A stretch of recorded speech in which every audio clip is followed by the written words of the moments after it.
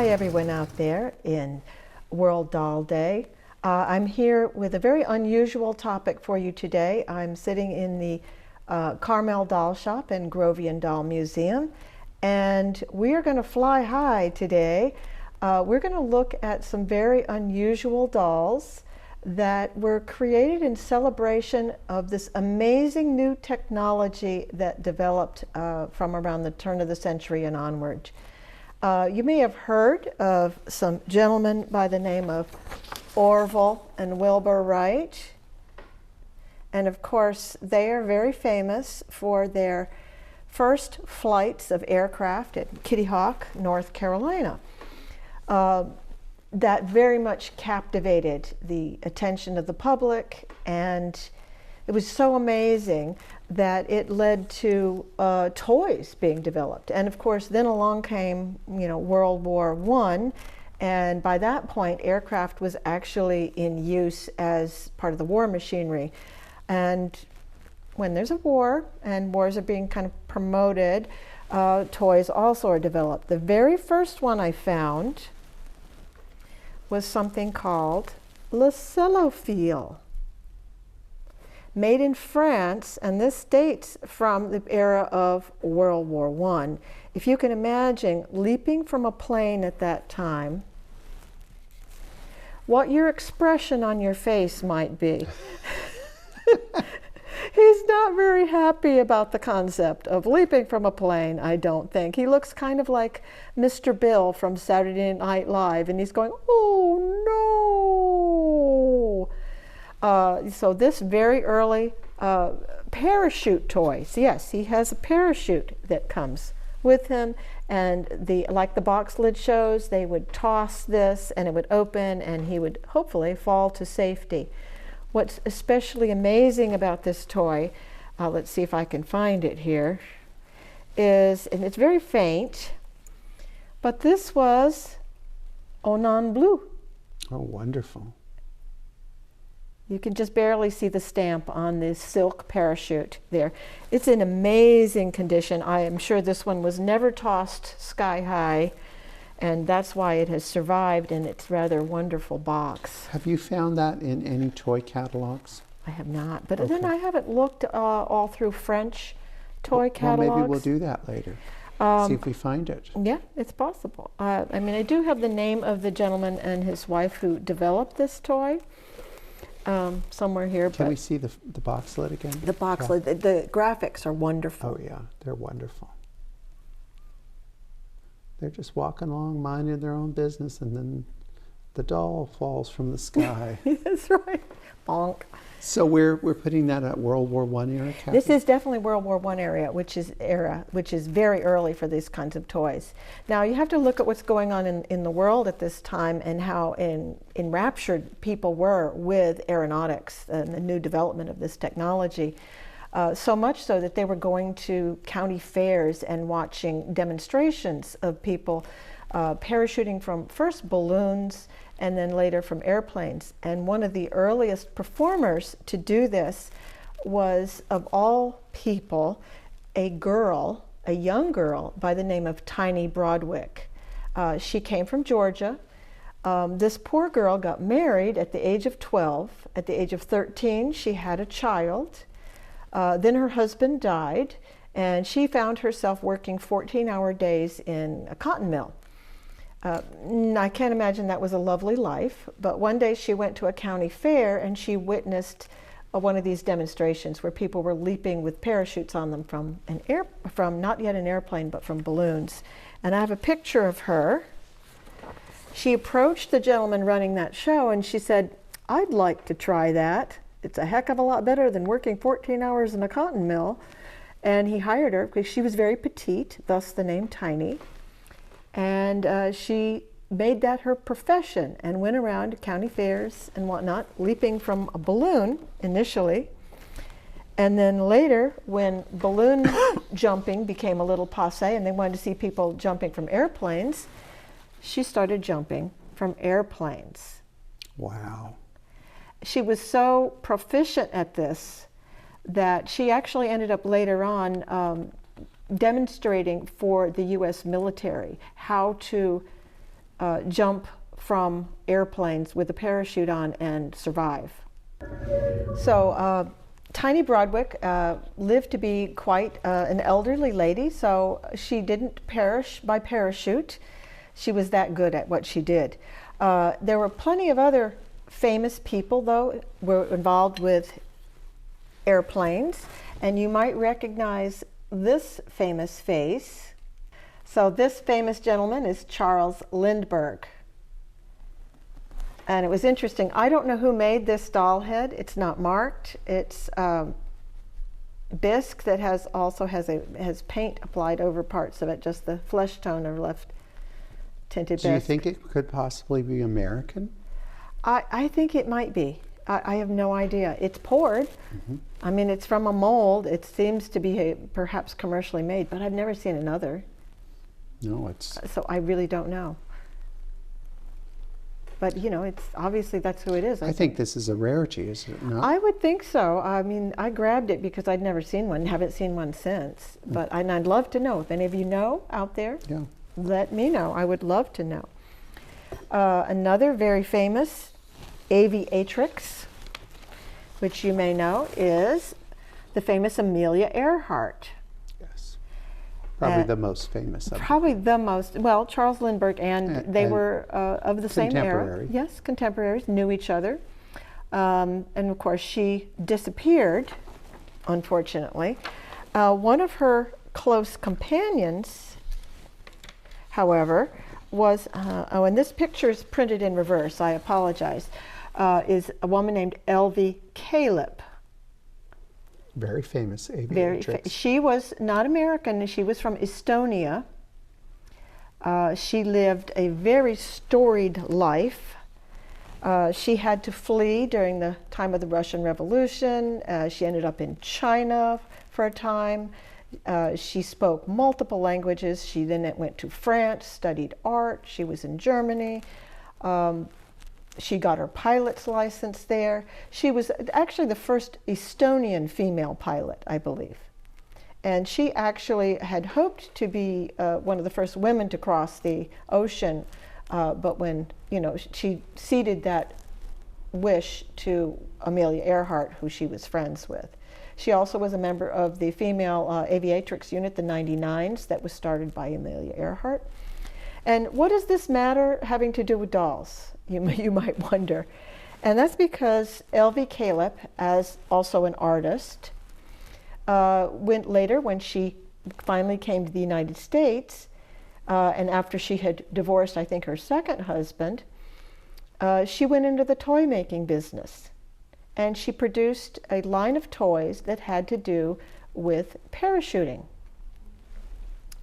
She had patents on multiple dolls and toys of this nature. And I'm going to pull up this one right here.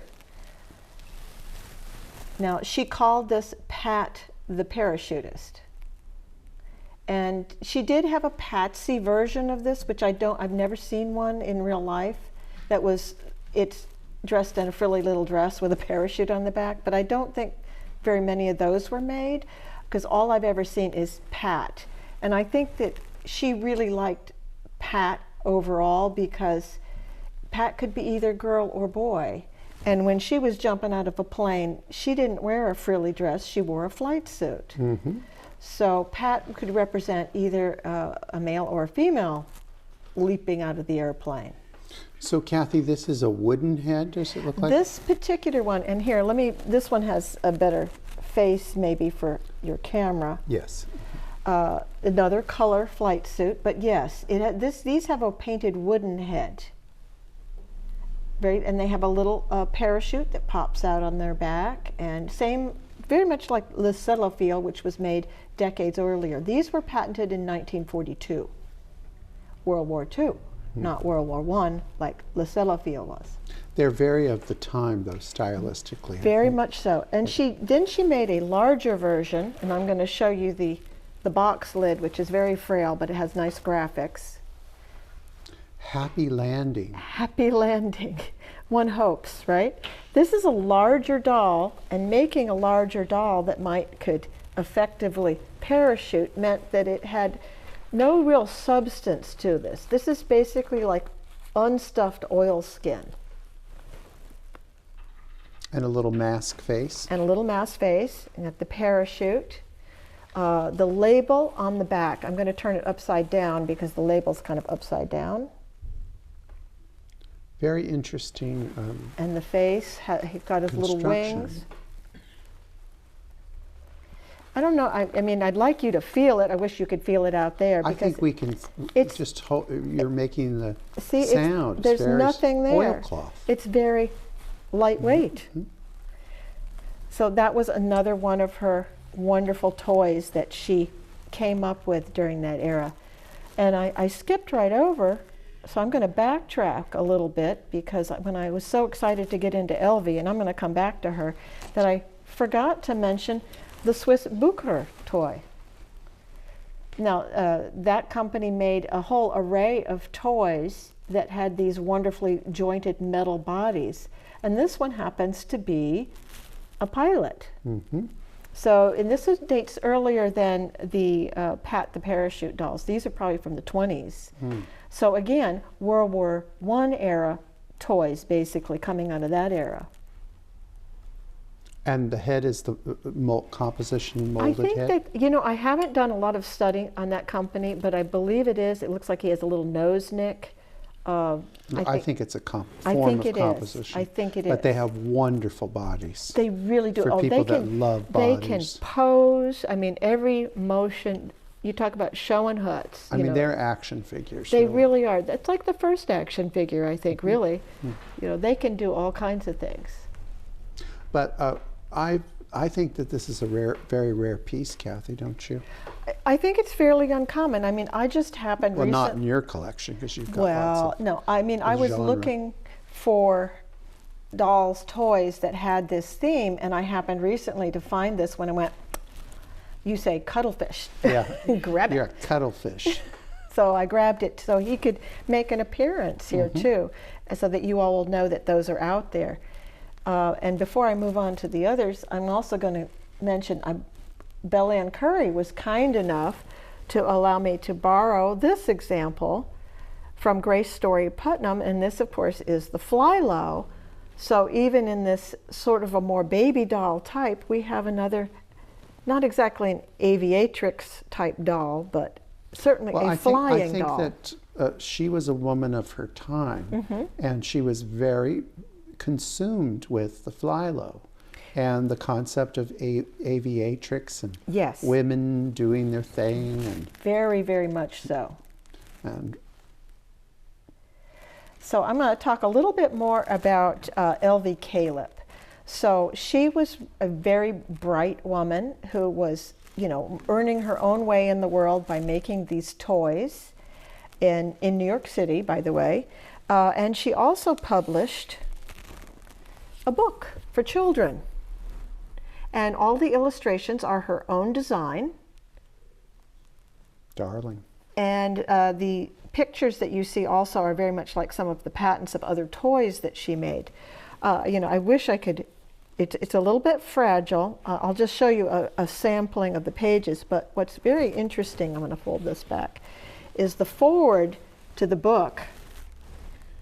Wow. Is written by Amelia Earhart, and this foreword was written only a couple of days before Amelia Earhart departed on her last mission. Wow. And disappeared forever. Well, that gives you an idea of the close friendship that the they really two were. ladies They had. were close mm-hmm. friends. And the other picture, I'm going to pull just one of them out here. She, in this book, shows all kinds of, she shows helicopters, zeppelins. Oh, fun. And Uncle the one, Zepp. Uncle Zepp is the Zeppelin. And I'm looking for one in particular that I thought was, this one got me. Now, when do you think they were doing mid-air fueling? She, at that time, already knew that this was a thing. And she included it in her children's book. That's fantastic. Super. I think this book is good enough that, you know, I think it should be right up there with Thomas the Tank Engine and Mike Mulligan, the steam shovel. I mean, it seems like it's a children's classic that just, it still would be fun for children to see now, if you could even find a copy. That's Well, the rub. maybe it could be reissued by someone. I wish it would be, because it's a wonderful book. Her illustrations are just super charming. And I kind of feel like this may be her, Could be. Mhm. you know? Wonderfully talented woman. She also lived a long life. She ended up retiring in Florida and had another whole career as an artist down there. She was doing these paintings on leather. But back to her the parachute dolls. As I said, those were patented in the US in 1942. However, she had competitors, and I don't know quite why, but this other company came out within a year with Raggy Doodle. Oh, that's cute. Yeah. Very cute, but it's another parachute doll. And I'm going to show you its parachute, if I can get it unfolded, what it says. Can you see that? Oh, yes. Raggy Doodle, parachute trooper.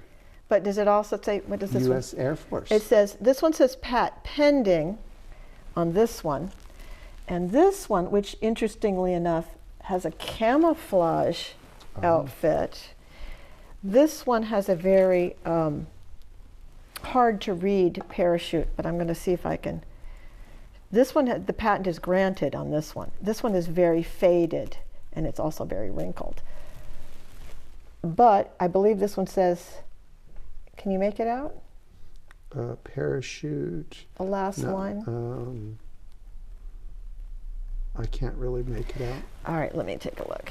I believe it says design patent allowed. So despite the fact that Elvie Kalep had been granted this patent for Pat the parachutist, along comes Raggy Doodle and they give it to them too. So this is a bit odd, I think. I don't know what the patent office was thinking there. Well, maybe we're in the war years and they want to be Rah-rah the war. Yeah, patriotic. And speaking of patriotic for another country, this one is a Nora Wellings doll made for the RAF in England. This was actually marketed through Kimport in the US. And you had said before that the price was in pounds. No, actually it's in dollars. This marketed for $2.95. Wow, that was a lot of money then. Yes. Yes, and it was to raise money for the RAF in England. And he also has a parachute. He has his original tag. And of course, this is Harry the Hawk. Now, when I think of most of these, I think of these as kind of boy toys. Mm-hmm. And we know what happens to boy toys. So this is amazing that he's even survived. These are survivors indeed. And yeah, you think of these as boy toys, but I really think that Elvie Kalep was thinking either or. Yeah, I would say so. I mean, Pat could be either or. That's right. And I'm sure that she chose that name specifically with that purpose in mind. Well, Kathy, what a fabulous subject matter to collect. We've got technology and occupational. It covers so many things. And children's education, all of it. Yeah, so, well, I mean, I hope that this inspires other people to collect in specific areas where you can collect a specific concept, but then we have many, many materials and a broad, I mean, you could have gone on with this to Barbie. I definitely going to the moon and G.I. Joe. G.I. Joe, and it's a huge amount of technology material. And dolls definitely overlap and, you know, with each other. Yeah. Well, thank you so much, Kathy. It was a wonderful program. Bye-bye, friends. Baba.